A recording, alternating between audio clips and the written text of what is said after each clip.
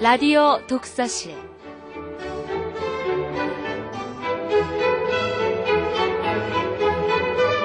이 시간 진행해 김갑수 문화평론가입니다.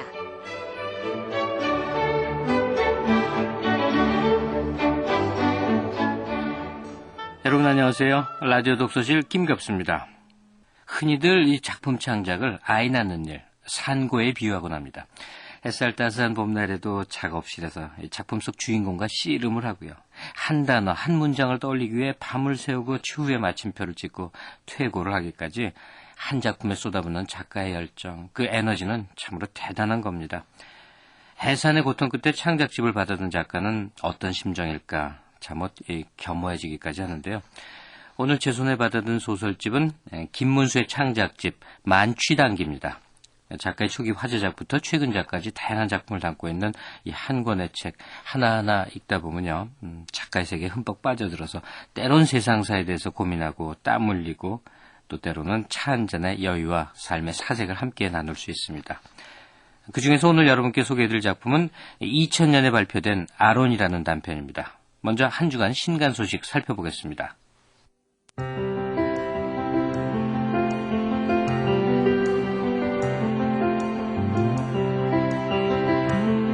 소설가 최인우 씨가 어머니에 대한 추억과 그리움을 글쓰기로 털어놓은 소설 어머니는 죽지 않는다를 발표했습니다. 여백에서 출간한 것인데요. 나이든 어머니와 부대 끼는 날들을 통해 지나온 삶을 반추하는 내용으로 소설이라기보다는 오히려 에세이에 가깝다고 이야기됩니다.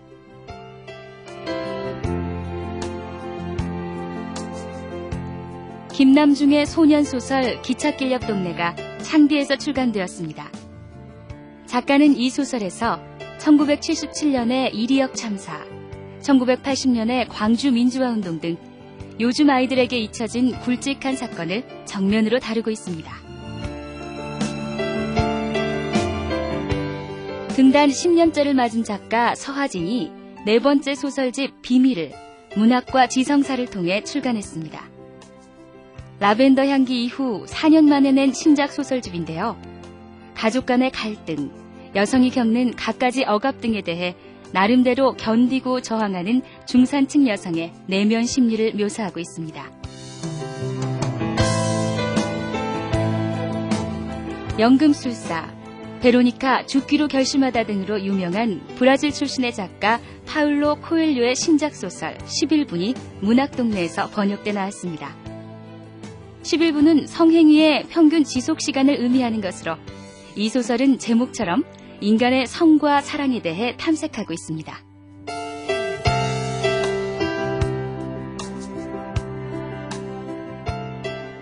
네, 주목할 만한 신간 들어보셨습니다. 이번 주 소개해드릴 작품은요.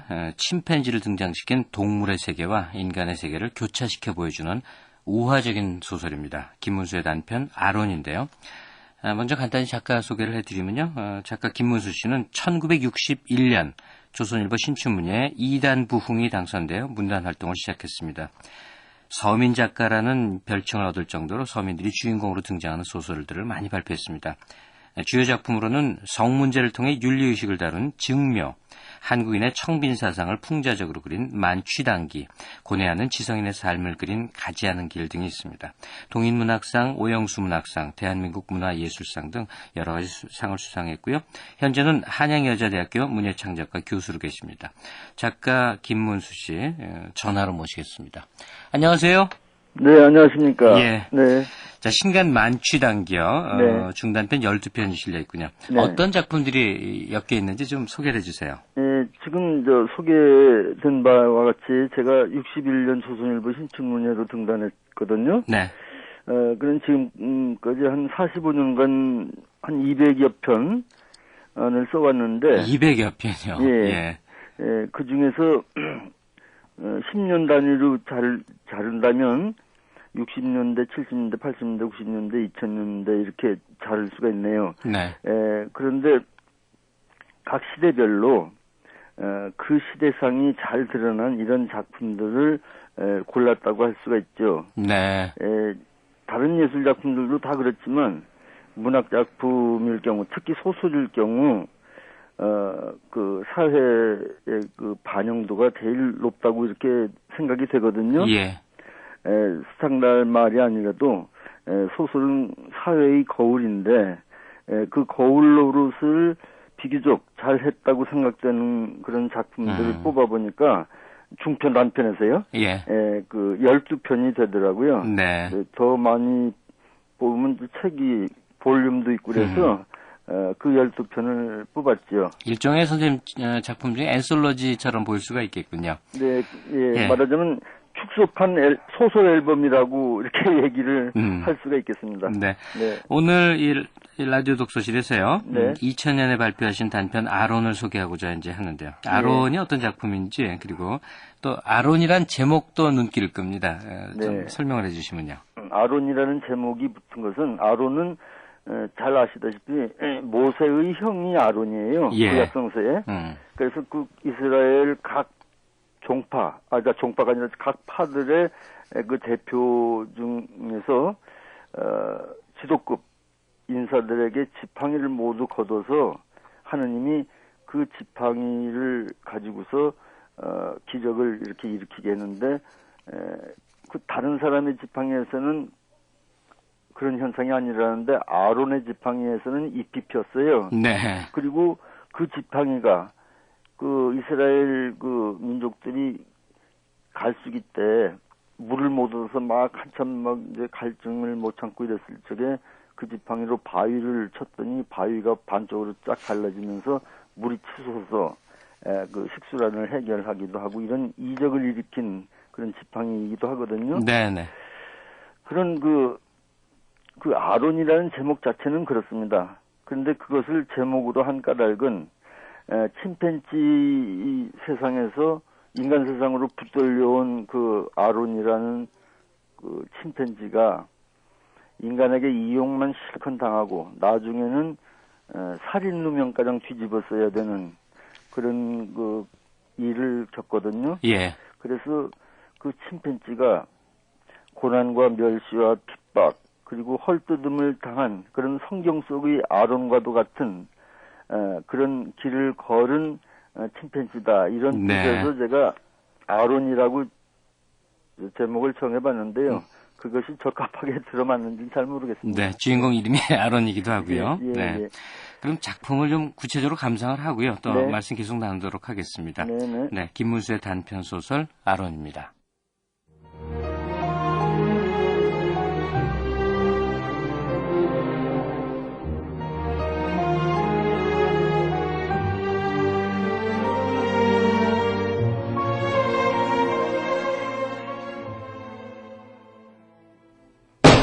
다시 한번 자초지종을 말해.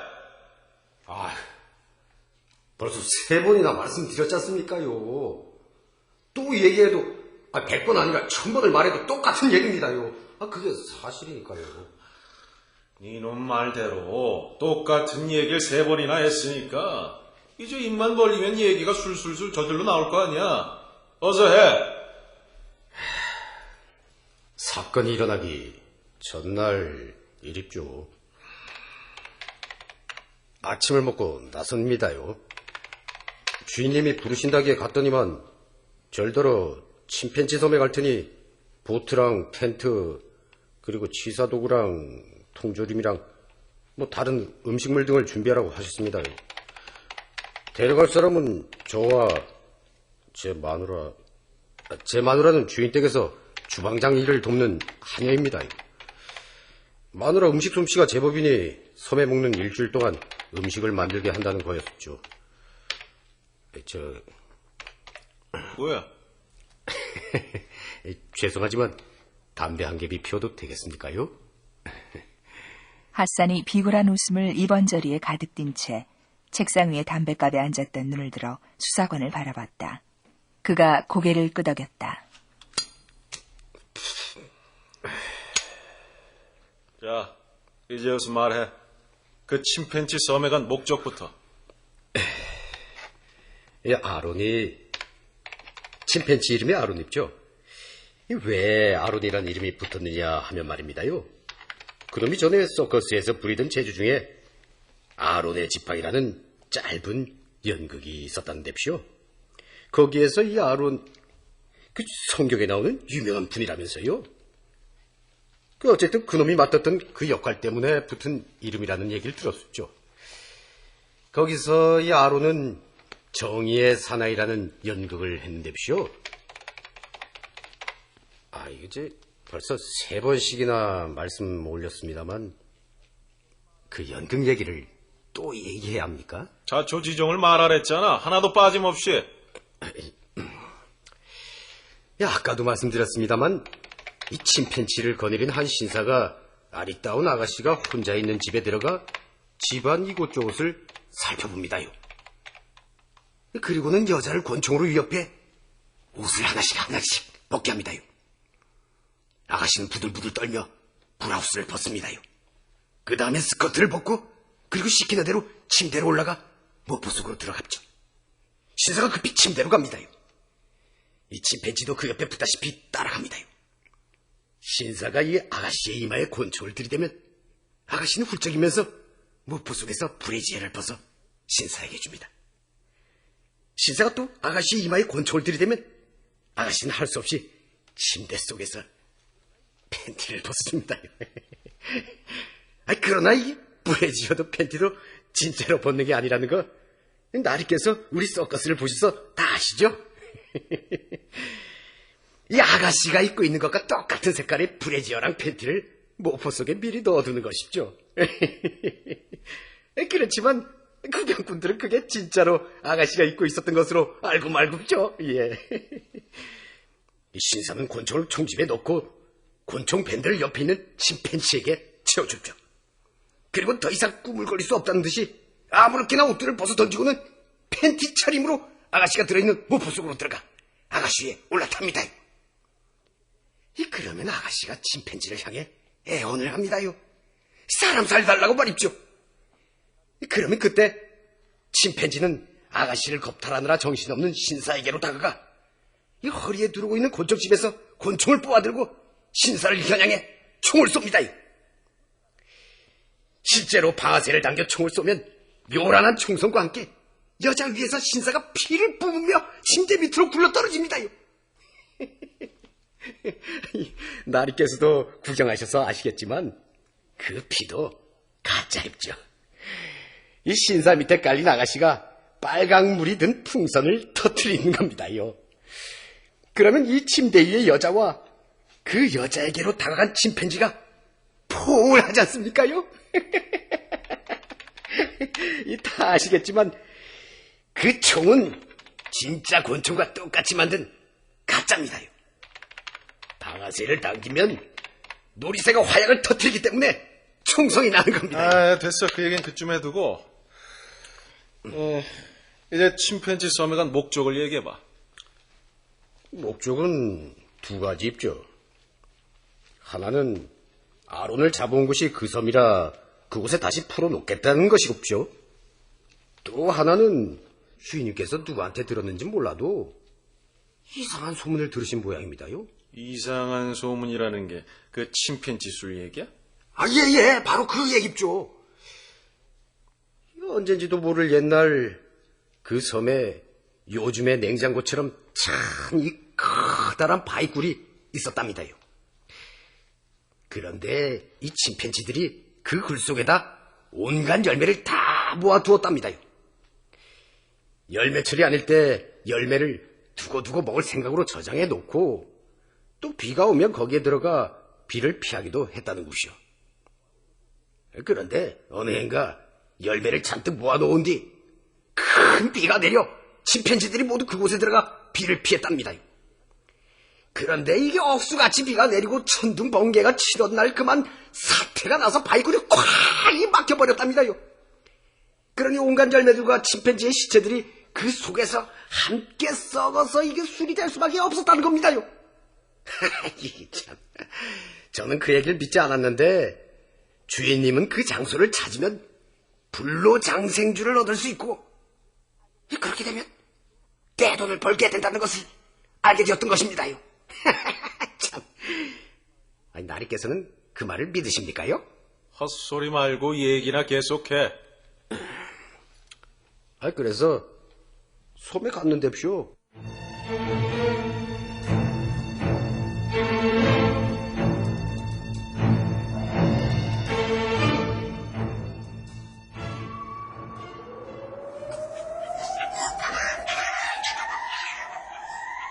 열대 우림이었지만 웬일인지 오랫동안 비가 오지 않았다. 매일같이 땡볕만 내려쬐은 지 한 달도 넘었다. 촘촘하게 들어찬 나무 우둥지들은 예리한 창끝처럼 하늘을 찌르고 있었으나 데쳐놓은 듯 축축 처진 잎사귀들은 바람기조차 받지 못해 미동도 않았다.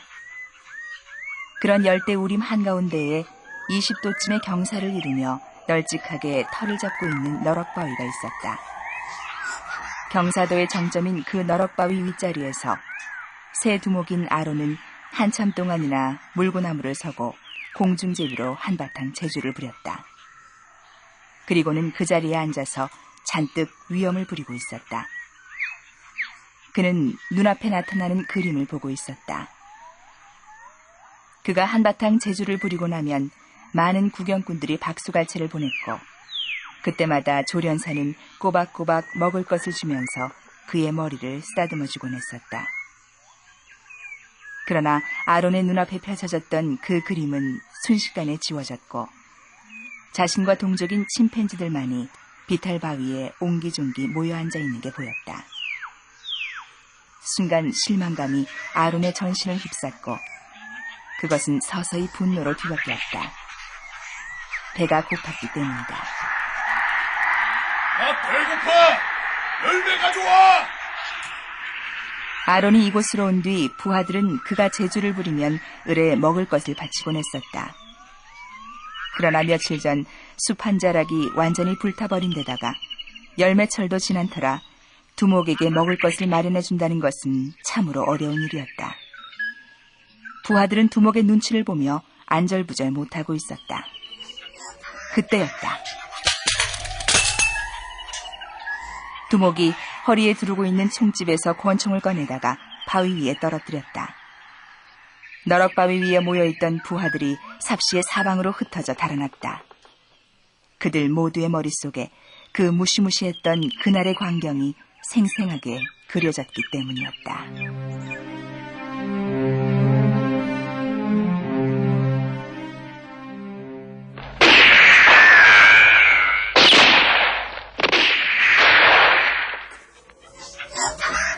바다 쪽에서 귀를 먹먹하게 만드는 소리가 들렸다.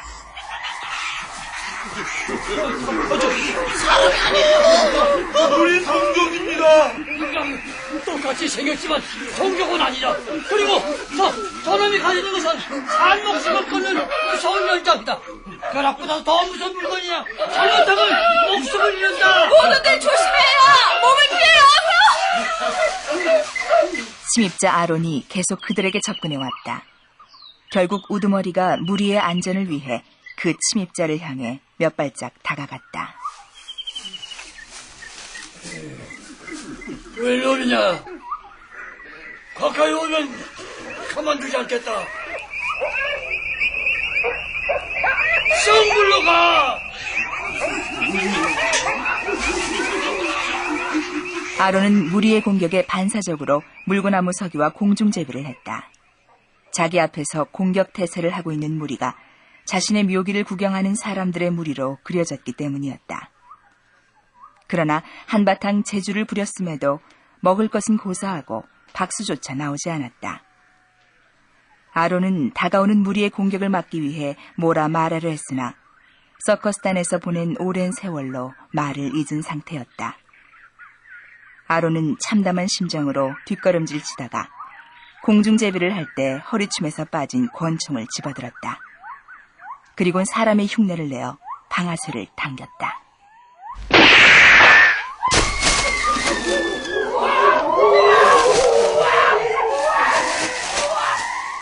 서너 발짝 앞까지 달려왔던 우두머리가 왼손으로 오른쪽 어깨짬을 감싸며 나무 토막처럼 쓰러졌다.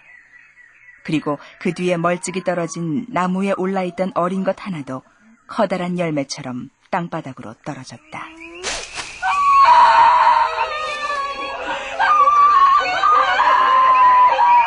어미는 어린 것의 시체를 안고 숲속으로 숨었다.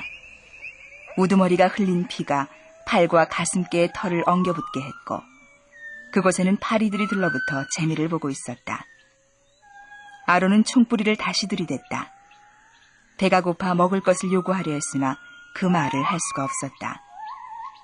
우두머리는 무리에게 손짓을 했다. 이제 이자가 우두머리다. 이자가 들고 있는 무서운 연장이 우리를 죽게도 하고 피를 흘리게도 하며 아프게도 한다. 이걸로 내 딸을 죽였어요! 누가 또 다치기 전에 빨리 먹을 것을 가져다 줘라. 내 잠자리도 갖게 해라. 뜻하지도 않게 두목자리에 앉게 된 아론은 그날부터 오랫동안 까맣게 잊고 지냈던 말들을 조금씩 다시 배울 수 있었으며 그렇게 시간이 흐를수록 무리들에게 두려움의 존재로 깊이 인식되어졌다.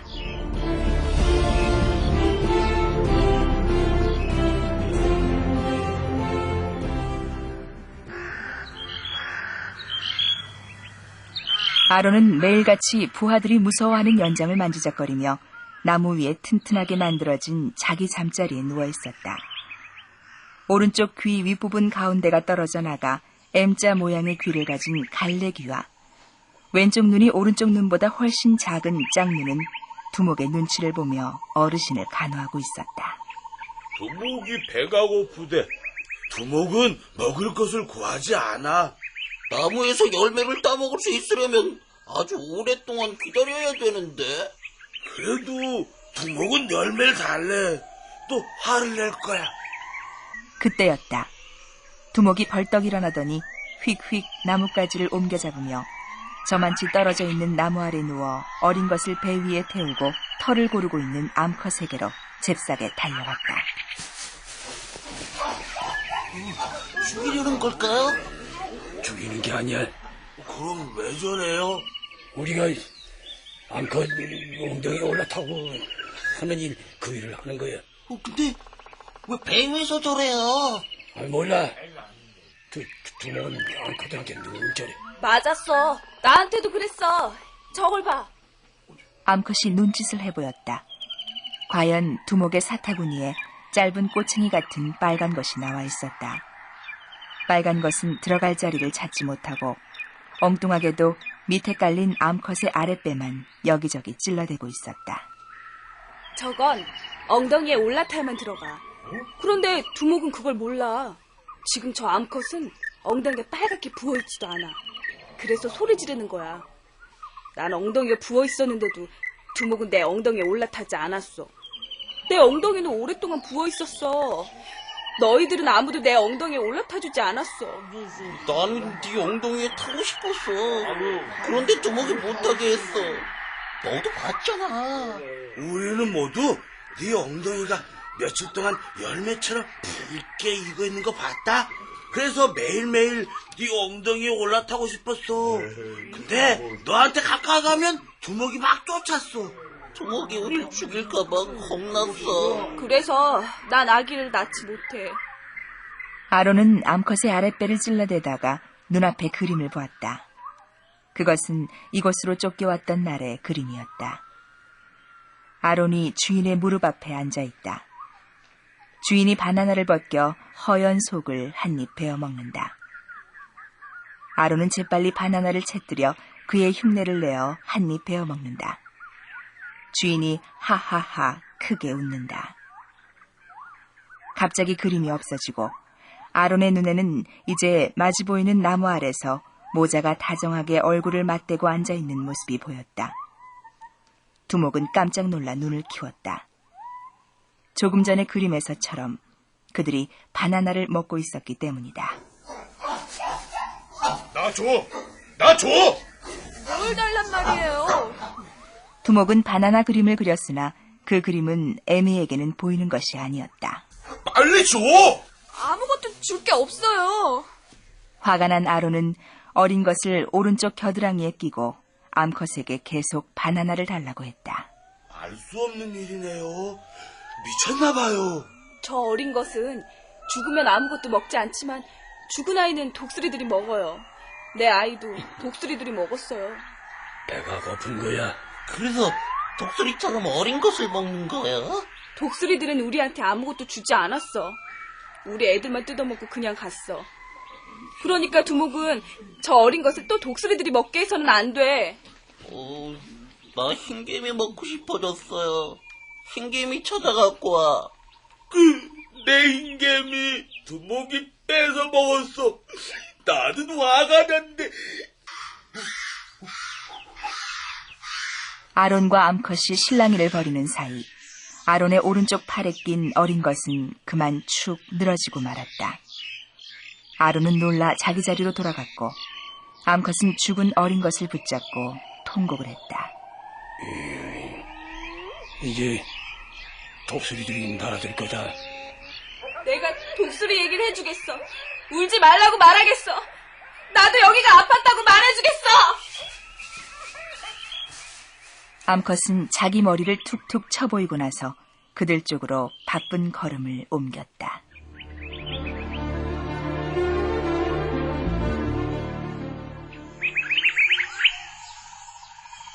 두 암컷이 벼락 밑에 있어요.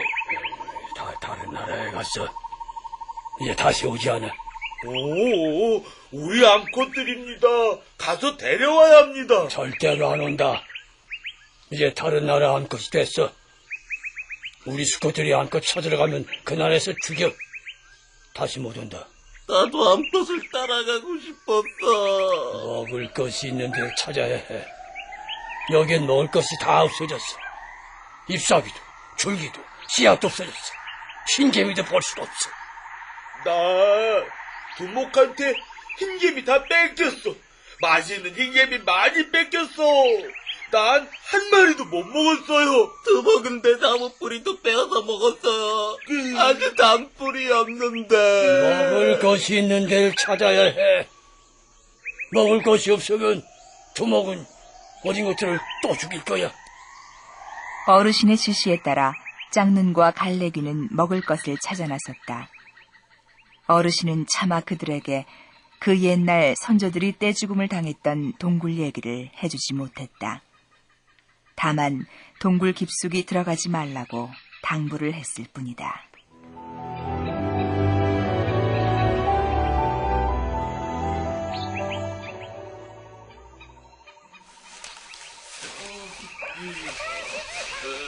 나 힘들어. 좀 쉬고 싶다. 난 물 마시고 싶다. 다른 나라로 간 두 암컷은 배고프지 않겠지? 배부를 거야. 우리가 가면 그거 두목한테 당장 물려주고. 그래. 우리는 싸울 힘도 없어. 난 도망칠 힘도 없어. 그때 실바람이 불어왔다. 참으로 오랜만에 느끼는 바람기였다. 와, 바람이다. 그래, 내 털들이 떨었어. 비가 오려는 걸까? 비는 오지 않아. 이게 무슨 냄새지? 무슨 열매 냄새다. 열매 냄새? 내가 방금 눈으로 열매 따먹었다. 너만 먹었어? 너도 먹었어. 내가 조카다. 너랑 나랑 같이 먹었다. 그럼 이 냄새는 열매 냄새다. 우리도 먹은 열매 냄새다. 갈래기와 짝눈은 다시 눈을 감았다. 그때 엷은 바람길을 타고 또 축 익은 열매 냄새가 그들의 코로 스며들었다. 너 또 눈으로 열매 먹고 있니? 지금은 아니지. 나도 열매 냄새 맡았다? 네가 먹었지? 아니, 나는 눈으로 물을 마셨다. 그럼 이상하다. 분명히 열매 냄새야. 근처에 열매 달린 나무가 있을 거야. 어르신도 그랬잖아. 찾아보자. 갈래기와 짝눈은 서로 다른 방향을 잡아 열매 달린 나무를 찾기 시작했다. 그런지 한참 만에 짝눈이 지른 소리가 사방으로 퍼지며 메아리를 만들었다. 물을 찾았다!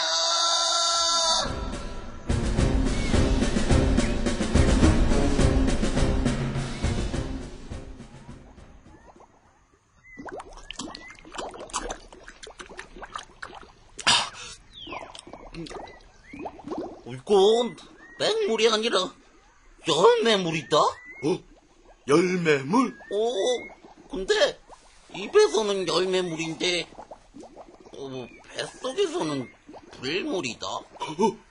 불물? 불물이면 너 죽는다.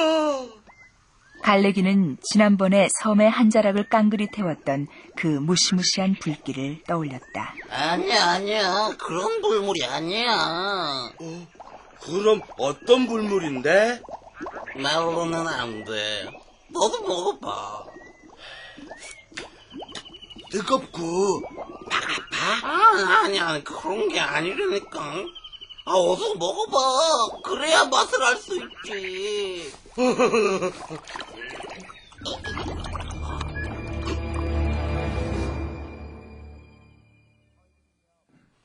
짝눈과 갈래기는 얼굴이며 몸뚱이 여기저기에 상처를 입고 돌아왔다. 두 수컷이 번차례로 불물과 열매물에 대해 설명했다. 불물이라면 뱃속에서 불이 나지 않을까요? 그래서 얼굴이 탄 거예요? 열매물이라니. 이빨이 아픈 우리에겐 더없이 좋은 물이겠구만. 열물만 마시면은 열매 먹은 것처럼 배가 부르고 좋겠어. 기분이 좋아지고 춤추고 싶어진다니까. 빨리 마시고 싶다. 그렇지만 어지럽다잖아. 넘어져서 저렇게 많이 다쳤고. 나 겁난다. 끊임없이 퍼부어대는 질문들 때문에 저녁답에 도착한 짝눈과 갈래기는 달이 떠올랐어도 잠자리를 찾아갈 수가 없었다. 불물의 맛, 열매물의 맛에 대한 궁금증도 궁금증이려니와 떠마시면 떠마신 만큼 다시 고여 절대로 물이 줄어들지 않는다는 믿어지지 않는 얘기 때문이었다.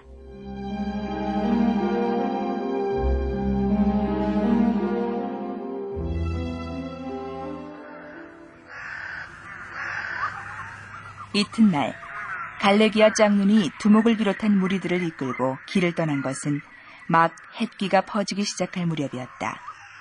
그리고 그들이 그 죽지 않는 물 가까이에 도착한 것은 발끝에 짤막하게 드리웠던 그림자가 해 뜨는 쪽으로 차츰차츰 길어지고 있을 때였다. 두목님, 열매물이 바로 저깁니다.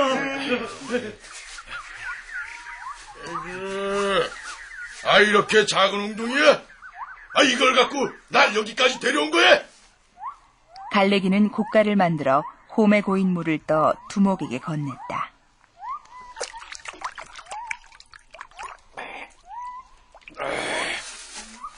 좋다. 진짜 열매물이다. 두목은 아예 물 고인 홈을 끼고 앉듯 털부덕 주저앉아 연신 곶갈로 고인 물을 떠마셔댔다. 물은 금세 바닥나고 말았다. 바닥난 홈을 내려다보고 있던 모두의 얼굴에 다시 실망의 빛이 가득했다. 그러나 그 실망의 빛은 이내 놀라움으로 변했다. 그들 모두의 머릿속에서 잊고 있었던 죽지 않는 물이 되살아나 다시 샘솟았기 때문이다. 야, 정말 죽지 않는 물이야. 열매 냄새도 진짜다. 불물이라 두목님의 눈이 빨개졌다. 나도 한 모금 마셨으면 좋겠어. 죽지 않는 물이니까 우리도 먹을 수 있을 게야.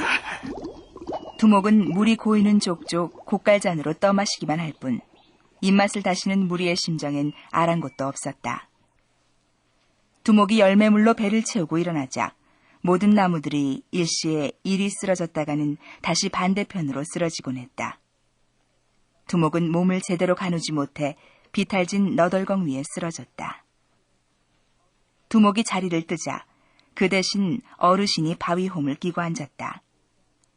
어르신은 자기가 무리를 거느릴 때의 서열대로 열매물을 마시게 했다. 모두가 열매물을 골고루 한 잔씩 마셨을 때 번차례로 가까이에 서 있는 나무에 올라 망을 보던 보초들이 한결같은 고함을 질러댔다.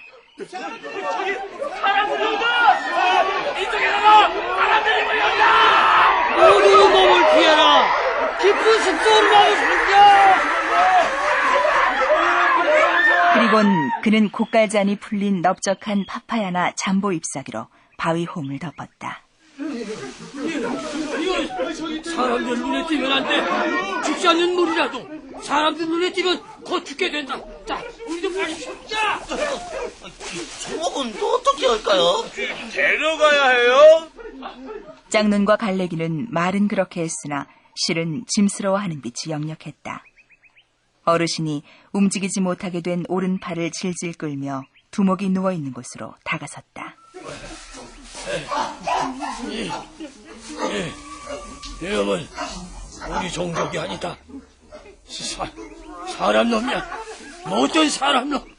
그러니까 못된 사람들에게 맡기면 되는 거야. 자, 어서 숨자.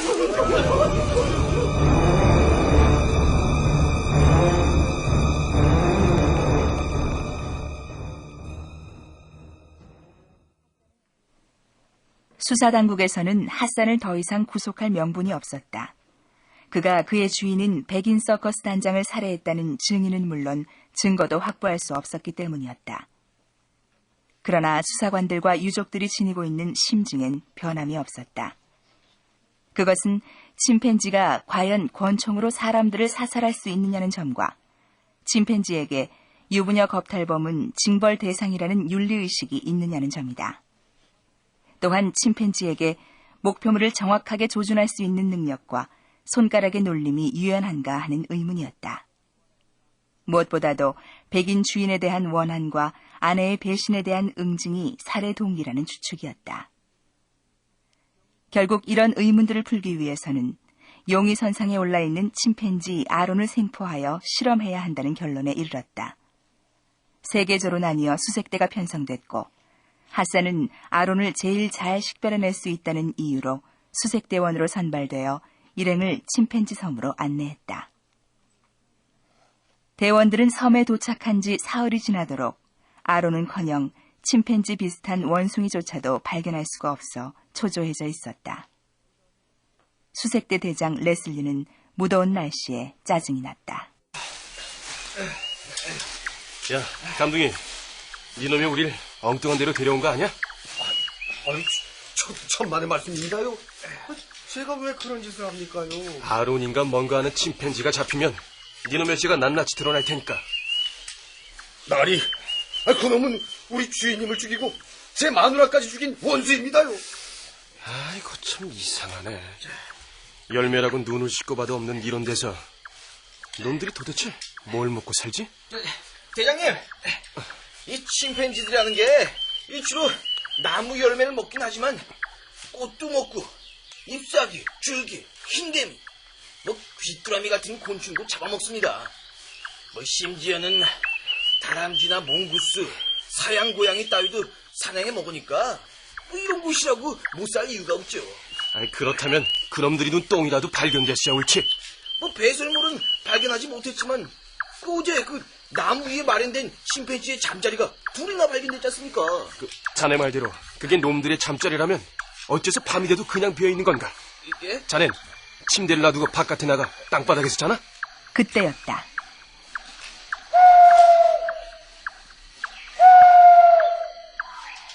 동부 수색조에서 침팬지를 발견했다는 신호였다.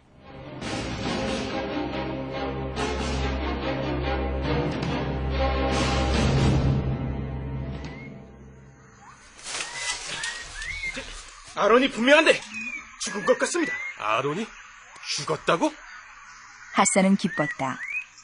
사실 그는 수색대가 편성된다는 소문을 접했을 때 아론이 생포되지 않기를 얼마나 빌었는지 몰랐다.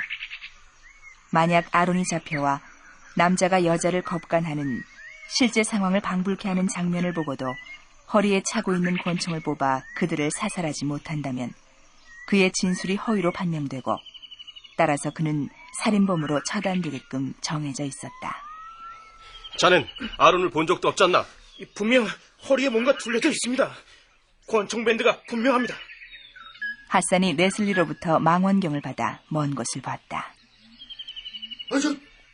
아론이 틀림없습니다요. 죽었나 살았나? 죽은 것 같습니다. 그렇지 않고서야 저렇게 꼼짝도 안 할 수는 없습니다. 레슬리의 지시도 받지 않고 아론에게로 달려간 핫산이 놈의 주둥이에 손을 얹으며 뒤따라오고 있는 대원들 쪽으로 고개를 돌렸다.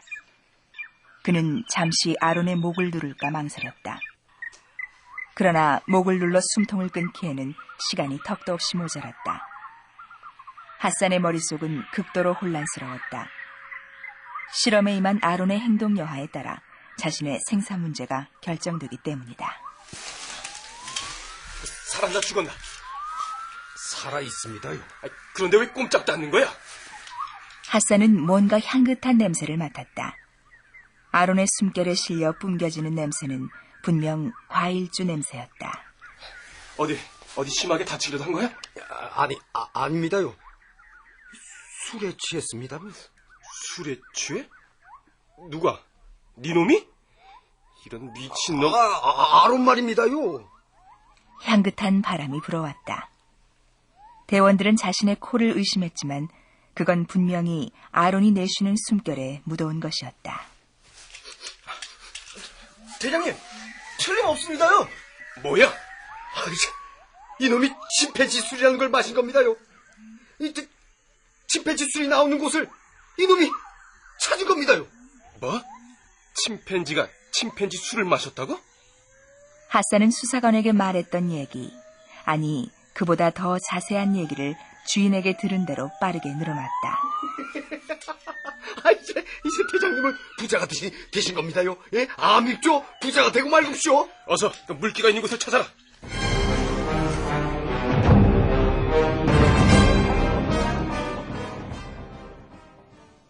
핫산이 돌러더를 타고 내려가 그늘진 평지에 놓아둔 우리 앞에 다다랐을 때 아론은 술이 깨는지 초점 잃은 눈을 해가지고 이리저리 뒤척이고 있었다. 아론, 날 알아보겠니? 나 핫산이야, 핫산. 아론의 흐리멍텅하던 눈이 반짝 빛나는 듯 싶었다. 그래, 아론, 나 핫산이야. 아론, 날 알아보는구나, 응?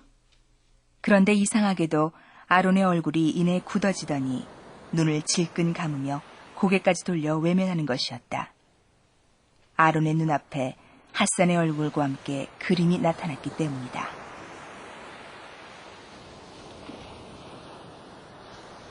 아론은 그림 속에서 주인이 주는 바나나를 먹고 있는 자신을 봤다. 여자가 텐트 안으로 들어와 옷을 벗는 것도 보였다.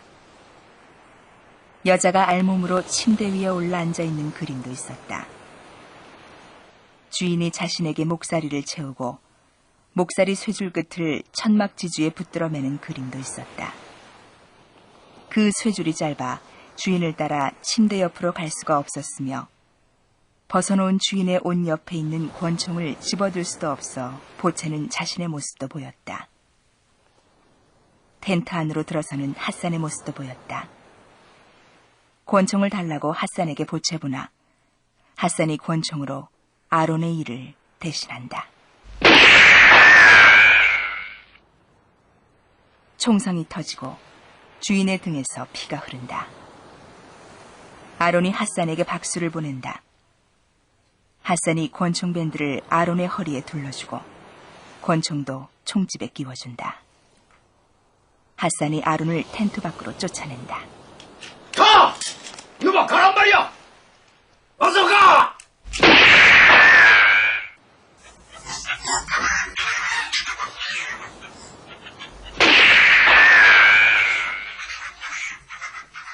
아론은 다른 아론이 도망치는 그림을 오래오래 보고 있었다. 아론은 핫산을 다시는 보고 싶지 않았다. 아론, 나 핫산이야. 나 몰라? 응? 핫산은 아론이 자기를 잊어버린 거라 생각하자 절망스러워 견딜 수가 없었다. 그동안의 아론이 자기를 몰라볼 정도로 변했다면 분명 서커스에서 했던 정의의 사나이 역할도 까맣게 잊어버렸을 게 뻔하다는 생각 때문이었다.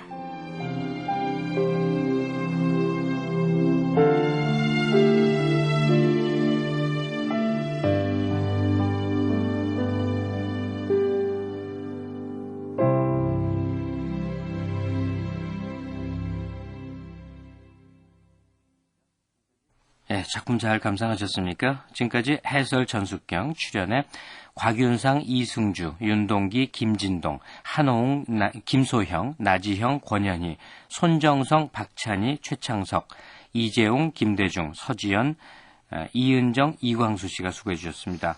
음악의 임은경, 효과 강성범, 안익수, 신연파, 장찬희 씨였고요. 자, 그럼 작품 저자이신 소설가 김문수 선생과 계속 얘기 나누겠습니다. 김 선생님. 네네. 네. 침팬지 섬에 이제 무법자 두목으로 아론이 역할을 합니다. 네. 그리고 또 살인 저지르고도 아론에게 모든 죄를 뒤집어 씌우려는 핫산이 나오고요. 또 노예 아내를 겁탈한 백인 서커스 단장. 이렇게 뭐 인물 구도가 좀 있습니다. 이런 등장하는 이 존재들을 통해서 이 선생님이 보여주고자 했던 세상 어떤 것이라고 할 수 있을까요? 예, 지금 말씀하신 바와 같이 태어난 곳에서 이제 인간에게로 이제 잡혀와서 이용만 당하다 끝내 그 살인 운명까지 뒤집어 쓰는 게 침팬지고, 예. 또 그 침팬지가 말도 못하는 이런 짐승이라고 깔보고서 그 죄를 뒤집어 씌우는 것이 이제 하산이라는 하인이죠. 네. 그리고 그 주인인 백인은 하인의 아내를 겁탈하고 그런 비도덕적인 악행을 일삼는 그런 사람이에요.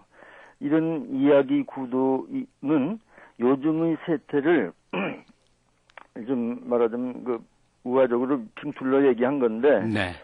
말하자면 일종의 고발이죠. 또 한편으로는 우리가 사실은 이러한 생태계나 자연계를 너무 인간 위주로 생각하고 있기 때문에 지금 황폐화되고 자연이 파괴되고 생태계가 교란되고 이런 그 얘기가 일이 빈번하게 일어나고 있거든요. 네. 그런 것들을 말하자면 경고했다고 그럴까, 뭐 고발했다고 그럴까, 그런 작품이 되겠습니다. 예, 아론을 통해서 요즘 세상을 들여다볼 수 있다 하는 말씀이죠. 네. 알겠습니다. 네. 앞으로도 왕성한 창작 활동 기대하겠습니다. 감사합니다. 네, 감사합니다. 예, 28년간이나 공개되지 않았던 창덕궁 후원의 문이 드디어 열렸습니다. 그동안은 그 일반인이 갈 수가 없는 곳이었죠. 그 모습이 어땠을지 궁금함이 더하는데요. 거기에 야생동물이며 숲, 자연과 어우러진 정원의 아름다움 이루 말할 수 없다고 전해집니다. 무엇보다 그곳이 소중한 것은요, 지난했던 조선주의 마지막 역사를 담고 있기 때문이겠죠. 자, 휴일이 많은 5월, 역사의 뒤안길로 잠시 산책길 나서보면 어떨까요? 여러분 편안한 휴일 보내시기 바랍니다. 지금까지 극본 김민정, 기술 이흥규, 연출 박기환, 진행해는 저 김갑수였습니다.